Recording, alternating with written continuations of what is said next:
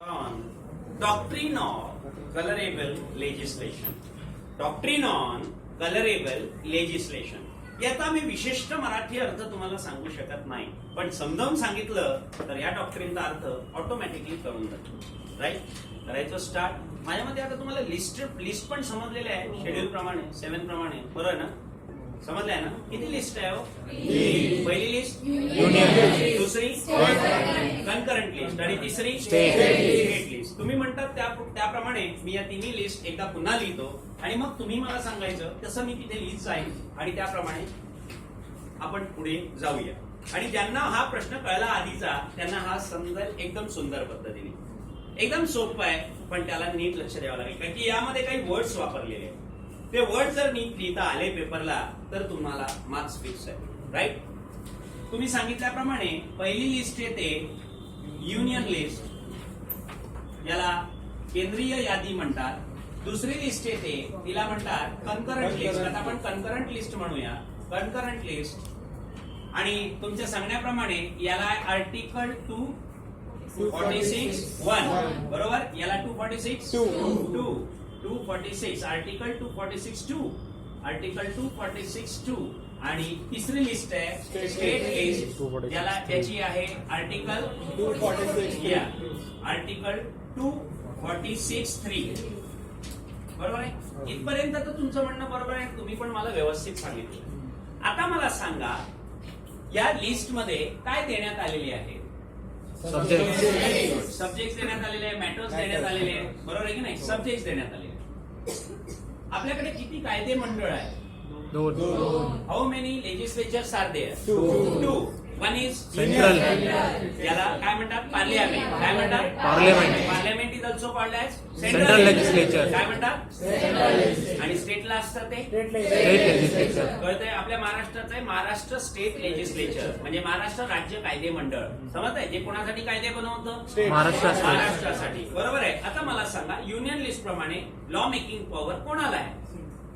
Union list प्रमाणे law making power कोणाला आहे? पार्लिमेंट. अहो एवढा गोंधळ व्हायला पाहिजे? सगळ्यांनी एका सुरात सांगायला पाहिजे ही गोष्ट. युनियन लिस्ट प्रमाणे लॉ मेकिंग पॉवर कोणाला आहे? Central legislature. मग एवढा वेळ आणि एवढं समजून सांगितल्यावर पण तुम्ही उत्तर नीट देऊ शकत नसाल तर याला काही अर्थ नाहीये. लॉ मेकिंग पॉवर एक्सक्लुझिव्हली का नाही? कोणाला एक्सक्लुझिव्हली? एक्सक्लुझिव्हली कोणाला? Central legislature. सेंट्रल लेजिस्लेचर, ज्याला म्हणतात केंद्रीय सेंट्रल लेजिस्लेचर. स्टेट लिस्ट प्रमाणे लॉ मेकिंग पॉवर कोणाला आहे? State legislature. सब्जेक्ट्स मध्ये लॉ मेकिंग पॉवर, कायदे बनवण्याचा अधिकार in the state list. State list प्रमाणे कनकरंट लिस्ट प्रमाणे आणि स्टेट लिस्ट प्रमाणे आणि युनियन लिस्ट प्रमाणे. स्टेट लिस्ट प्रमाणे लॉ मेकिंग पॉवर एक्सक्लुझिव्हली का नाही? एक्सक्लुझिव्हली कोणाला आहे? स्टेट लेजिस्लेचरला, राज्याच्या कायदे मंडळाला. आणि कनकरंट लिस्ट प्रमाणे बोथ, दोघांना पण आहे. लॉ मेकिंग पॉवर कोणाला पण आहे? Central legislature and state legislature. Right.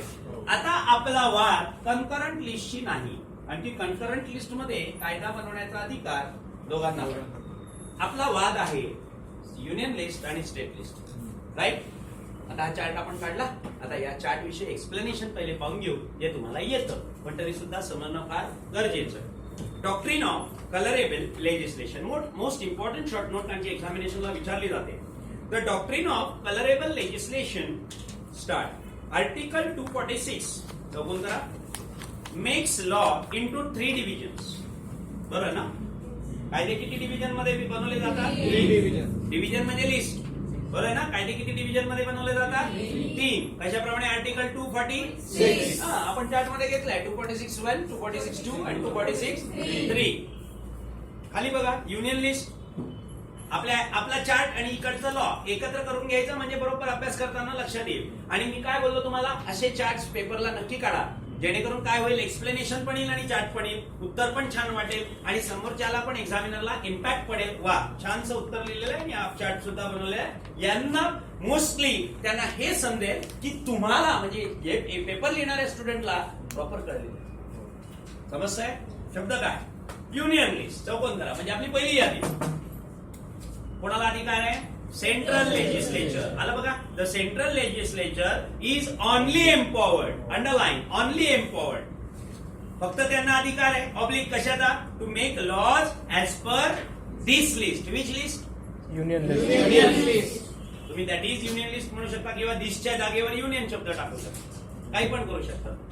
म्हणजे युनियन लिस्ट प्रमाणे कायदे बनवण्याचा फक्त आणि फक्त अधिकार, ज्याला शब्द वापरला आपण एक्सक्लुझिव्हली, कोणाला आहे? सेंट्रल लेजिस्लेचर, केंद्रीय कायदे मंडळ. दुसरी लिस्ट आहे कन्करंट लिस्ट, जी आहे आर्टिकल 246(2) प्रमाणे.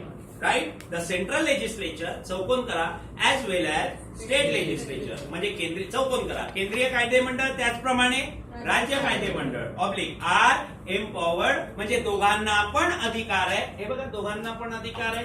बरोबर आहे. काय करायचा? To make laws as per this list. Which list? Concurrent list. Concurrent list. तुम्ही कन्करंट लिस्ट म्हणू शकता किंवा दिस लिस्ट म्हटलं तरी पण दिस लिस्ट आलेली आहे. राईट. तिसरी यादी, तिसरी division, state list. The state legislature of the state, म्हणजे राज्याचं कायदे मंडळ, चौकोन करा, त्याला राज्य कायदे मंडळ म्हणतात. तुम्ही स्टेट लेजिस्लेचर पण म्हणू शकता. का? यांनाच अधिकार आहे का अजून कोणाला आहे? यांनाच आहे. म्हणजे एक शब्द राहून गेला, इज ऑनली एम्पॉवर्ड. त्यामुळे इज ऑनली शब्द टाकून घ्या एम्पॉवर्डच्या मध्ये, इजच्या मध्ये, इज ऑनली एम्पॉवर्ड. कशाला? To make laws on any subject mention in the state list. चला, म्हणजे यू आर नाउ क्लिअर की कोण कोणत्या लिस्ट प्रमाणे कायदे बनवतात. ज्यांना ही गोष्ट समजली त्यांना कलरेबल लेजिस्लेशन समजलं. ओके. आता मी छानसं एक्झाम्पल तुम्हाला देतो जेणेकरून तुमच्या नीट लक्षात येईल. समजा आपल्याकडे एक कार्यक्रम आहे, एक कार्यक्रम आहे आपल्या सगळ्यांचा कौटुंबिक कार्यक्रम, आणि तो कार्यक्रम आपल्याला छानसा पार पाडायचा. राईट. त्यामध्ये आपण आपल्या सगळ्यांसाठी काही खायचं, अजून काही एंटरटेनमेंट वगैरे करणार आहोत. मग त्यासाठी आपल्याला पूर्वतयारी करावी लागेल. राईट. समजा ही जबाबदारी मी माझ्यावर घेतली आणि काही मुलांनी आपल्या मनावर घेतली की आपण हे कार्यक्रम नीट पार पाडू सर. म्हटलं ठीक आहे चला. तर मग मी काय केलं, मी एक लिस्ट घेतली. बरोबर आहे. एक लिस्ट घेतली, ती लिस्ट बनवली की हे वस्तू कुठल्या कुठल्या आणायच्या आहे बाजारातून. राईट. मार्केटमधनं.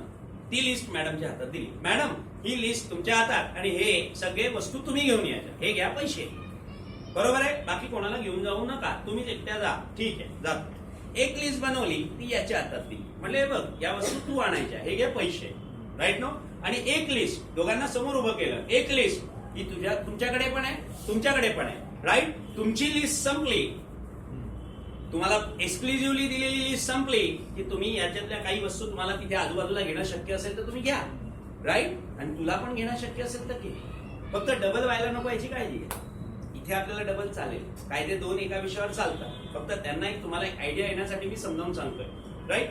मॅडम गेल्या लिस्ट घेऊन, म्हणजे काय थोडक्यात कळत आहे का? मॅडमला जी फक्त लिस्ट दिली त्याच्यावर याने वस्तू आणायच्या नाही. म्हणजे मॅडमच्या लिस्टला युनियन लिस्ट म्हटलं तर त्यावर कायदे बनवण्याचा अधिकार सेंट्रल लेजिस्लेचरला, स्टेटला नाही. बरोबर. म्हणजे मॅडमला लिस्ट दिली, त्याच्यातल्या वस्तू फक्त मॅडमनेच घेऊन यायच्या. राईट. याला जी यादी दिली त्याच्यात मॅडमने त्याच्यातल्या वस्तू नाही आणायच्या. फॉर एक्झाम्पल, म्हणजे मॅडमची समजा यादी घेऊन झालेली आहे किंवा याची यादी पूर्ण झालेली आहे, याने मॅडमला फोन लावला, मॅडम तुमच्या ही लिस्ट मध्ये काही मदत करू का? म्हणजे याचा अर्थ युनियन लिस्ट मधल्या विषयावर सेंट्रल लेजिस्लेचर कायदा बनवतं.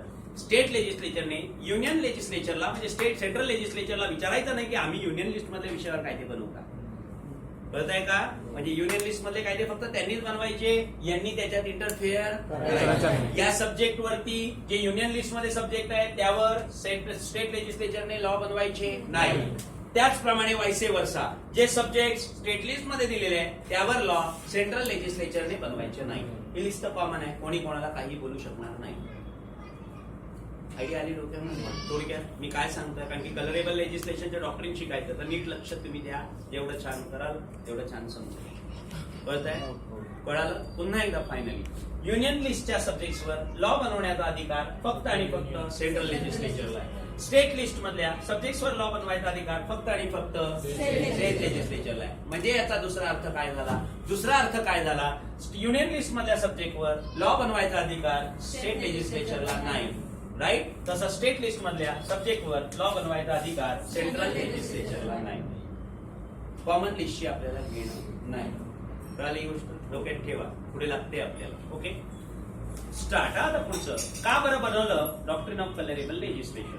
द ऑब्जेक्ट, आता उद्देश पाहू, असं का डिस्ट्रीब्युशन केलेलं आहे, राईट. म्हणजे असं 3 लिस्ट का बनवल्या, त्याच्यातल्या यामध्ये युनियन लिस्ट मध्ये सब्जेक्ट का टाकले कॉन्स्टिट्यूशनने, या लिस्ट मध्ये का सब्जेक्ट टाकले, या लिस्ट मध्ये वेगळे सब्जेक्ट का टाकले, या सब्जेक्ट वरती कायदा बनवायचा अधिकार यांनाच का दिला, या लिस्ट वरती यांना सब्जेक्ट बनवायचा अधिकार यांनाच का दिला, असं का डिस्ट्रीब्युशन केलेलं आहे, याच्या मागचा ऑब्जेक्ट काय, याचा मागचा उद्देश काय, हे आता आपल्याला समजून घ्यायचं आहे. म्हणजे what is the object. The object of, ऑब्जेक्टला केला जाऊ कोण, the object of the distribution of legislative powers, underline distribution of legislative powers, कायदे बनवण्याच्या अधिकारांची अशी वाटप करण्यामागचा उद्देश काय, कोणामध्ये, between the union that is the central legislature, तुम्ही बिंदास सेंट्रल लेजिस्लेचर लिहा, and the state that is the state legislature oblique is to see, हे बघणं काय, that no conflict should arise, कुठलाही वाद होता कामा नये. ओके नाही. म्हणजे मॅडमला जी लिस्ट दिली त्याप्रमाणे मॅडम आणतील, त्यामुळे गोंधळ होणार नाही. बरोबर आहे. याला लिस्ट दिली त्याप्रमाणे तो आणेल, त्यामुळे तो गोंधळ होणार नाही.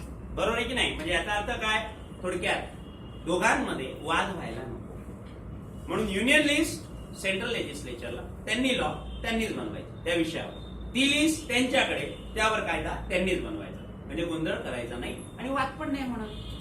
बरं आहे ना. तो आता पूर्ण वाक्य वाचू, तुम्हाला कळलं का पहा. The object of the distribution of legislative powers between the central legislature and state legislature, that is the union and state legislature, that is the parliament and states, is to see that no conflict should arise, कुठलाही वाद व्हायला नको, कुठलाही वाद उद्भवायला नको, कोणामध्ये, between these 2 constitutional bodies, या 2 संविधानिक मंडळांमध्ये. हे 2 संविधानिक मंडळ आहे. कोणते कोणते, central legislature and state legislature.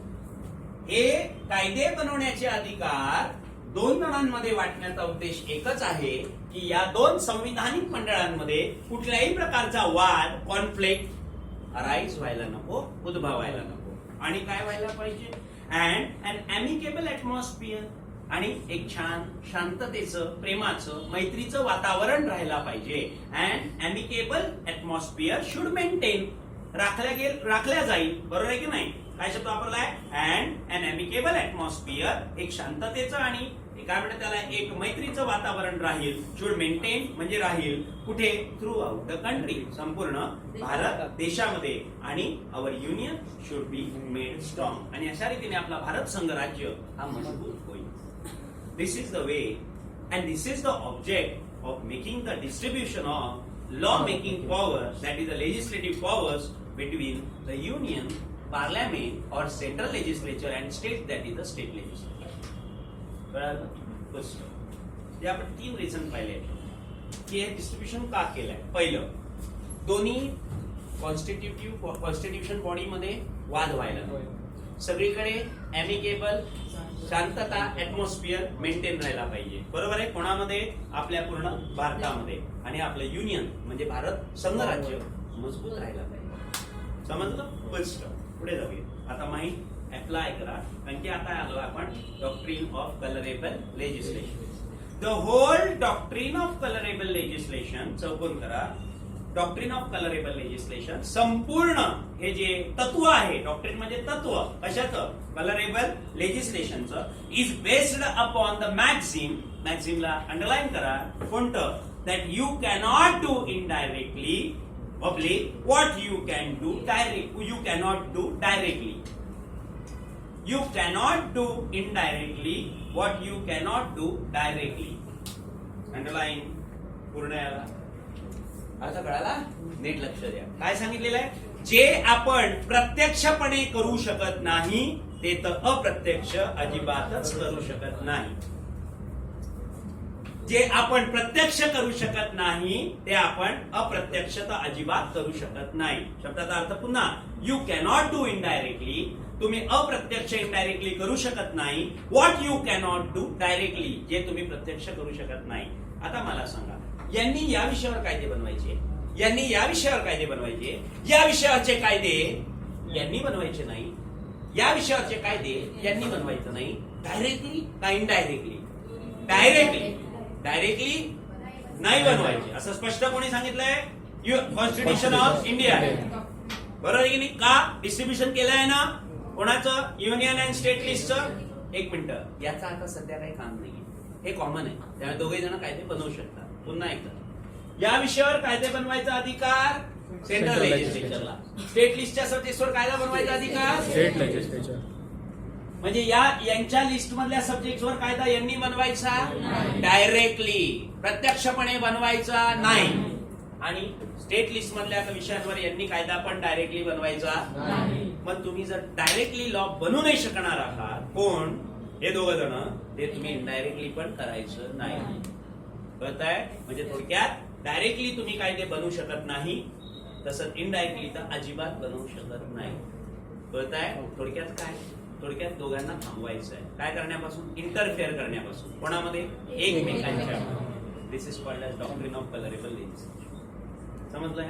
Okay. पण नाही मॅक्झिम कळालं का तुम्हाला? हे महत्वाचं आहे की डॉक्ट्रिन होल, संपूर्ण. जसं तुम्हाला मी शिकवलं तर law of tort is totally depend upon two maxims, injuria sine damno आणि डॅमनम सिने इंजुरिया. या दोन मॅक्झिम्स वरती अख्खा लॉ ऑफ टॉर्ट ओपन आहे आणि डिपेंड आहे, बेस आहे. Just like that the whole doctrine of colorable legislation is based upon this maxim that you cannot do indirectly what you cannot do directly. जे काम तुम्ही प्रत्यक्ष करू शकत नाही, ते काम तुम्ही अप्रत्यक्ष पण करायचं नाही. पुढे जाऊया. When the legislature has no power to make a law on a subject, बरोबर? सेंट्रल लेजिस्लेचरला कोणत्या विषयांवर कायदा बनवायचा अधिकार नाहीये? सेंट्रल लेजिस्लेचरला. Very good. आणि स्टेट लेजिस्लेचरला जस्ट लाईक. बघा, वेन द लेजिस्लेचर, चला एक लेजिस्लेचर धरूया, state legislature. State legislature, when the legislature, चला धरूया state legislature, has no power, यांना अधिकार नाही. कसला? To make a law on a subject. कोणत्या सब्जेक्टवर? कोणत्या सब्जेक्टवर स्टेट लेजिस्लेचरला अधिकार नाही? कोणत्या लिस्ट मधल्या? Union list. सब्जेक्ट कुठले? युनियन लिस्ट मधले. Oblique such law cannot come in to force. Underline. आता एक काम करायचं, हे सगळं समजून घेण्यासाठी सगळ्यात खाली उतरायचं आहे. खाली म्हणजे नोटच्या खाली, आणि त्या नोटच्या सगळ्यात शेवटचा पॅरेग्राफ बघायचा आहे. फॉर एक्झाम्पल सापडलं? करायचं. स्टार्ट झाली रेल्वे केला जाऊ. रेल्वे हा सब्जेक्ट जर आपण उलटवा आणि बघा बरं, रेल्वे हा सब्जेक्ट कोणत्या? Union list. जरा काढा बरं युनियन लिस्ट. किती नंबरला आहे बघा? 11 नंबरला आहे का बघा? 11 नंबरला आहे. रेल्वे नीट बघून घ्या कोणत्या लिस्ट मध्ये? युनियन लिस्ट मध्ये. बरोबर आहे ना? म्हणजे युनियन लिस्ट मध्ये रेल्वे हा सब्जेक्ट आहे ज्यावर कायदा बनवायचा अधिकार फक्त आणि फक्त सेंट्रल लेजिस्लेचरला आहे. बरोबर आहे की नाही? म्हणजे रेल्वे हा subject comes under union list, आणि युनियन लिस्ट मधल्या रेल्वे या विषयावर कायदा बनवायचा लॉ मेकिंग पॉवर कोणाला आहे? फक्त central legislature. Law making power is to the central legislature. म्हणजे असं म्हटलं तर चालेल का हो की स्टेट लेजिस्लेचर रेल्वे या सब्जेक्टवर लॉ बनवू शकत नाही? बरोबर आहे. डायरेक्टली पण नाही आणि इनडायरेक्टली पण नाही. आणि जर स्टेट लेजिस्लेचरने रेल्वे या सब्जेक्टवर कायदा बनवला तर तो कायदा अंमलात येणार नाही. वाय? कायदा इनव्हॅलिड नाही, कायदा फोर्स मध्ये येणार नाही. वॉइड नाही, वॉइड पण नाही. You are using the wrong word. Not came in to force म्हणजे वापरला जाणार नाही, कारण की तो बनवायचा अधिकार सेंट्रल लेजिस्लेचरला असताना रेल्वे या विषयावर कायदा बनवला जर स्टेट लेजिस्लेचरने तर कायदा सुरू होणार नाही. बरोबर आहे की नाही? साधा प्रश्न आहे. म्हणून शब्द बघा काय वापरलाय बघा. Railway is the subject in the union list. बरोबर आहे. अंडरलाईन करा union लिस्टला. That means only central legislature. बरोबर? चौकोन करा. Only central legislature has the authority. अधिकार आहे. केंद्रीय कायदे मंडळाला अधिकार आहे फक्त to make laws on railways. बरोबर आहे. रेल्वे या विषयावर फक्त आणि फक्त कायदा बनवायचा अधिकार सेंट्रल आहे. If any state legislature, if any म्हणजे स्टेट, जेवढे स्टेट आहेत तेवढे स्टेट लेजिस्लेचर. समजा महाराष्ट्र स्टेट लेजिस्लेचर किंवा मध्य प्रदेश स्टेट लेजिस्लेचरने काय केलं? If any state legislature makes law on railway, railway या सब्जेक्टवर जर त्यांनी कायदा बनवला, इट बिकम्स इनव्हॅलिड. तो इनव्हॅलिड होईल. का इनव्हॅलिड होईल? Because state legislature is not an exclusive authority to make law on the list of union. बरोबर आहे. युनियन लिस्टवर कायदा बनवायचा अधिकार स्टेट लेजिस्लेचरला नाही, कारण की रेल्वे हा विषय येतो युनियन लिस्ट मध्ये. And the only authority to make law in union list is central legislature. Hence if any state legislature, जर कुठल्या पण राज्य कायदे मंडळाने रेल्वे या विषयावर जर कायदा बनवला तर तो इनव्हॅलिड होईल. बस it is called as colourable लेजिस्लेशनचा अर्थ सांगू शकतो. लेजिस्लेशन म्हणजे कायदे बनवायचे अधिकार. आता मला सांगा, यांच्या ह्याच्यात राहून यांनी कायदे बनवायचे, यांच्या ह्याच्यात राहून यांनी कायदे बनवायचे, बरोबर आहे. यांनी यांचा कलर घेऊन लॉ बनवायचा नाही. That is a colourable legislation. समजलं? म्हणजे थोडक्यात ज्यांना अधिकार आहे त्यांनी तो कायद्याचा अधिकार वापरा. जर तुम्ही दुसऱ्याच्या हद्दीत जाऊन कायदा बनवायचा प्रयत्न केला तर that is called as colourable legislation. समजलं? आणि त्यांनी जर कायदा बनवला तर तो लॉ इनव्हॅलिड. तो law not came in to force. तो अंमलात येणार नाही. समजलं? म्हणजे बनवून काही फायदा नाही. मग मेहनत का घ्यायची त्याच्यावर? कळत आहे तुम्हाला? थोडक्यात माझ्या एक्झाम्पल सगळ्यांना समजलेलं आहे. आता आपण पुन्हा ते वाक्य वाचूया. वेन द लेजिस्लेचर, म्हणजे दोघांनाही, म्हणजे सेंट्रल लेजिस्लेचरला या लिस्ट मधला अधिकार नाहीये, तसं स्टेट लेजिस्लेचरला पण या विषयावर कायदा बनवायचा अधिकार नाही.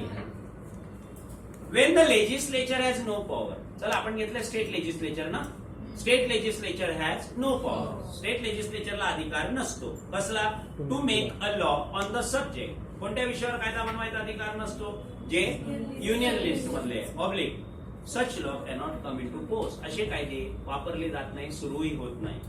The colourable legislation does not involve the question of bona fide और मेलाफाईड. एक मिनिट, हे बनवणं फायद्याचं आहे का नुकसानाचं आहे? फायद्याचं म्हणजे बोनाफाईड, नुकसानाचं म्हणजे मेलाफाईड.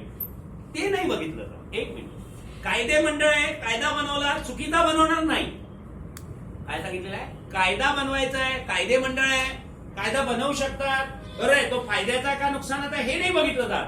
पण का हो, तुम्हाला अधिकार होता का या विषयावर कायदा बनवायचा? नव्हता ना. मग तुम्हाला कोणी कायदा बनवायला लावला? पण आम्ही चांगला कायदा बनवला. तो चांगला बनव का वाईट बनव? तो चांगला बनव का वाईट बनव? कायदा शेवटी तुम्ही हद्दीच्या बाहेर जाऊन बनवलाय. तो whether it is not a question whether it is a bonafide और इट इज अ मेलाफाईड. हा विषय नाहीये की तो बरोबर आहे, नुकसानकारक आहे का फायदेशीर आहे. हा विषय नाहीये. तुम्ही ऑथॉरिटी नसताना लॉ बनवा. You are comes under the colourable legislation. तुम्ही त्यांचा कलर घेऊन कायदा बनवलेला आहे. समजतंय ना? तुम्ही त्यांचा कलर घेऊन कायदा बनवलेला आहे. कलर घेऊन कायदा बनवलाय म्हणजे त्यांचा अधिकार वापरून कायदा बनवलाय. तुम्हाला अधिकार नाही. तुम्हाला अधिकार आहे का? बघा, स्टेट लेजिस्लेचरला अधिकार नाही युनियन लिस्ट मधल्या सब्जेक्टवर. कोणी सांगितलंय? खुद्द संविधानाने सांगितलं, ज्यांनी यांना तयार केलंय. आणि सेंट्रल लेजिस्लेचरला सांगितलं तुम्हाला अधिकार नाहीये स्टेट लिस्ट मधल्या लॉवर कायदा बनवायचा. राईट? त्यामुळे तुम्ही दोघांनी एकमेकांच्या लिस्ट मध्ये इंटरफेअर करायचं नाही आणि लॉ बनवायचा नाही. तुम्ही जर कायदा बनवला तो इनव्हॅलिड होईल. तुम्ही तो not come in to force, अंमलात येणार नाही. मग प्रश्न हा नाही राहत की the colourable legislation does not involve. Colourable legislation या डॉक्ट्रिन मध्ये कशाचा समावेश नाही? काय? की द क्वेश्चन ऑफ बोनाफाईड और मेलाफाईड. म्हणजे हा जो कायदा बनवलाय, फॉर एक्झाम्पल स्टेट लेजिस्लेचरने युनियन लिस्टच्या सब्जेक्टवर लॉ बनवलेला आहे. बरं आहे, तो बोनाफाईड आहे, फायद्याचा आहे का मेलाफाईड आहे, नुकसानाचा आहे? हा प्रश्न नाही कलरेबल लेजिस्लेशन मध्ये. तुम्ही ऑथॉरिटी का ओलांडली? समजताय? Why you excess use your authority. तुम्हाला या कायदे मंडळाला या लिस्ट मधला एकही लॉ बनवायचा अधिकार नसताना तुम्ही का बनवला? तुम्हाला या लिस्ट मधला एकही कायदा बनवायचा अधिकार नसताना तुम्ही तो का बनवला? हा वादाचा. This is the question of war. तो कायदा बनवलाय तो फायद्याचा आहे का तोटायचा आहे? हा विषय. हा विषय ते इन्व्हॉल्व होतो. फक्त अधिकाराच्या बाहेर जाऊन वागू नका. समजताय? पुढे येते का लक्षात? इन अदर वर्ड्स, दुसऱ्या भाषेत, कलरेबल लेजिस्लेशन चौकोन करा means if a legislature has no competence, क्षमता नसेल, oblique to pass a law on a subject. काही एखाद्या विषयावर कायदा बनवायचा अधिकार किंवा क्षमता एखाद्या कायदे मंडळात नसेल. एक मिनिट, मला सांगा, सेंट्रल लेजिस्लेचर हे कायदे मंडळ का यांना स्टेट लिस्ट मधल्या सब्जेक्टवर लॉ बनवण्याची कॉम्पिटन्स आहे का? क्षमता आहे का? नाही. वायसे वर्सा. स्टेट लेजिस्लेचरला सुद्धा युनियन लिस्ट मधल्या सब्जेक्ट्सवर लॉ बनवण्याची कॉम्पिटंट नाही आहे का क्षमता नाहीये. म्हणून शब्द बघा काय दोघंही कायदे मंडळ आपण त्याच्यात घेऊया. कलरेबल लेजिस्लेशन मीन्स इफ जर ए लेजिस्लेचर हॅज नो कॉम्पिटन्स, जर कायदे मंडळाला अधिकार नसेल कशाचा, टू पास अ लॉ, कायदा बनवण्याचा, ऑब्लिक ऑन अ सब्जेक्ट, एखाद्या विषयावर, जसं स्टेट लेजिस्लेचरला युनियन लिस्ट मधल्या सब्जेक्टवर लॉ बनवण्याचा अधिकार नाही आहे, तर it cannot pass a law on that subject, तर त्यांना त्या विषयावर कायदा पास करता येणार नाही, म्हणजे कायदा पास करू शकत नाही, कायदा बनवू शकत नाही. कशाने, oblique by merely purporting to within the limits of its powers. बरोबर आहे का? बरं, कारण की तुम्ही तुमच्या हद्दीत राहून कायदा बनवा. म्हणजे स्टेट लेजिस्लेचरची हद्द कुठली आहे? State list. स्टेट लिस्ट मधले सब्जेक्ट कोणाची लिमिट आहे? State legislature. आणि युनियन लिस्टची कोणाची लिमिट आहे? Central legislature. मग त्यांनी एकमेकांच्या लिस्ट ओलांडायच्या का? नाही. आणि कायदे बनवायचे का? नाही. Because they are not competent to make a law on each other subject. समजलाय? एकमेकांच्या लिस्ट मध्ये कायदे बनवण्याचा अधिकार कोण त्यांना नाही. कलरेबल लेजिस्लेशन मध्ये या लिस्टचं काही काम नाही, because they have both have right. आपण विचार कोणाचा चालू आहे? एक्सक्लुझिव्ह इथे आहे, इथे एक्सक्लुझिव्ह सेंट्रल लेजिस्लेचर, तिथे एक्सक्लुझिव्ह स्टेट लेजिस्लेचर. पुन्हा वाक्य वाचू आपण. काय म्हटलंय? In other words, colourable legislation means if a legislature has no competence. समजा स्टेट लेजिस्लेचरला अधिकार नाही किंवा सेंट्रल लेजिस्लेचरला अधिकार नाही to pass a law on a subject, कायदा बनवण्याचा. स्टेट लेजिस्लेचरला युनियन लिस्टच्या सब्जेक्टवर लॉ बनवायचा अधिकार नाही, इट इज नॉट कॉम्पिटंट. आणि सेंट्रल लेजिस्लेचरला स्टेट लिस्ट मधल्या सब्जेक्टवर लॉ बनवायचा अधिकार नाही, तर it cannot pass a law on that subject, तर ते त्या विषयावर कायदा बनवू शकत नाही. जसं आपण खाली एक्झाम्पल घेतलं, रेल्वे हा विषय युनियन लिस्ट मध्ये येतो, त्यामुळे त्यावर कायदा बनवायचा अधिकार फक्त सेंट्रल लेजिस्लेचरला आहे. स्टेट लेजिस्लेचर रेल्वे या विषयावर कायदा बनवू शकत नाही. राईट?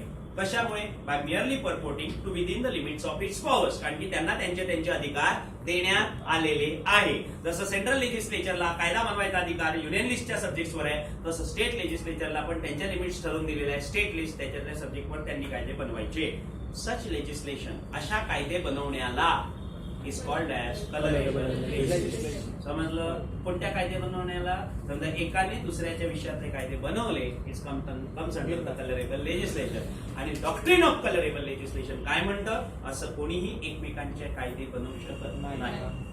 समजलं? मॅक्सिम लक्षात ठेवायचं. If you write at maxim in paper you get हो खाली पण.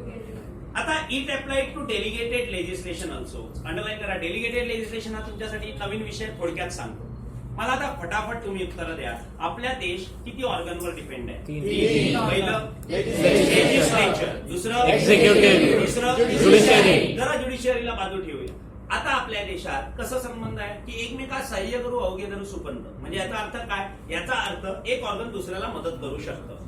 फॉर एक्झाम्पल, जर कधी नीट लक्ष द्या, शब्द काय? Delegated legislation. लेजिस्लेशन म्हणजे कायदे बनवण्याचे अधिकार. आता आपल्याला फक्त शिकायचंय डेलिगेटेड सब्जेक्ट. ओके, आता तुम्ही मला 3 ऑर्गन सांगितले ना?